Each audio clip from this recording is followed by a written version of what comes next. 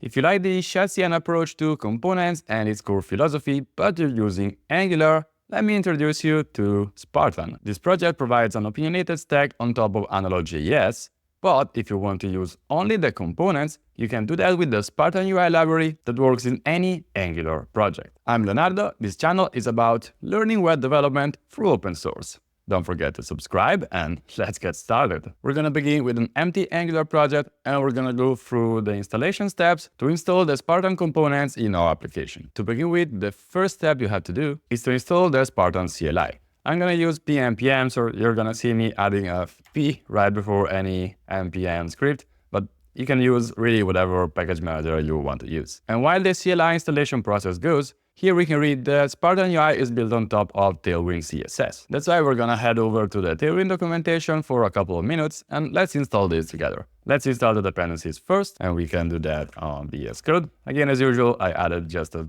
p on npm, and then we can run this init command. This time is npm the lx, and this is gonna initialize Tailwind on our project. The next step is to make sure to add this chunk in our Tailwind CSS config, and we're gonna do that now. That is here. And the final step is to make sure that the CSS classes are properly imported. So we can go on style and add the classes here. And if we did everything right with npm run start, we can jump over on the browser. We're gonna see our application with the red text underlined. That is exactly what we defined here. And now that we have Tailwind CSS, we can continue with the Spartan setup. Next up, we need Angular CDK, and we're gonna install it here. Next up, we need the UI core package. We can also install that. And here again, adding a P and pressing enter, really simple. And to make it easier to install other components, we should also extend our Tailwind config with this snippet and actually make sure you properly set, you're gonna see his placeholder in a second. This has to be replaced with the path to your component directory, and we're gonna see that in a moment. As the next step is in fact installing the theme. And you can do that with the Angular CLI, and by using this script, you're basically having all the styles already injected here. We're installing Spartan in this Spartan demo project. We can select the color. I'm gonna go with red, the border radius, and also we can keep the styles entry point as the default.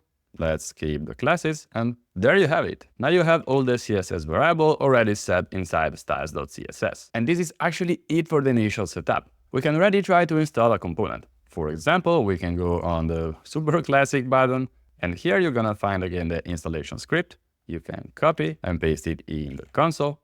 This time we're gonna use ng-generate with the Spartan CLI, and this for the first time is gonna ask what is gonna be the directory where we're gonna install our components.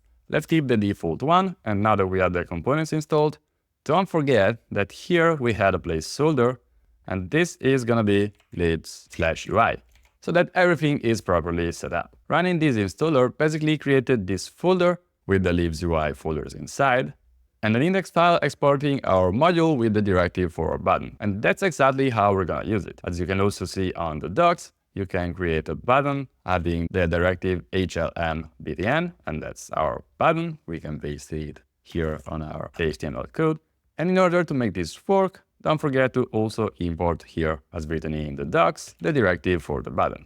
We can paste this one and add the import here. Also, maybe we can get rid of powder since I removed it. And now if we run again our application and we go on the browser, this is our Spartan button. But now what happens if you want to customize the button? Let's have a look in the code.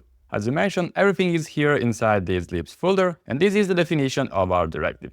Pretty much like shadcn, this component is not inside node modules, but it is in fact your component now. Which means in case you want to change something here in the variants, you're absolutely free to do that. For example, let's say I want the default button to have a black background. I can just change BG black here, and if I go in the browser, the button is now black. Obviously on hover it's still gonna go red, and that's because I might also want to change primary here. So there it is, my button that works just fine. And that was the UI components of Spartan in a nutshell. This is an open source project, don't forget to give it a star and support it. Components are still in alpha, but there's a bunch of contributors already working on them. There should also already be some issues just in case you want to pick them up. And for example, they're migrating all the components using signals. So in case you want to help, well, I think just grab an issue. And with that said, thanks for watching this video. Subscribe if you like this kind of content, and see you in the next one. Bye!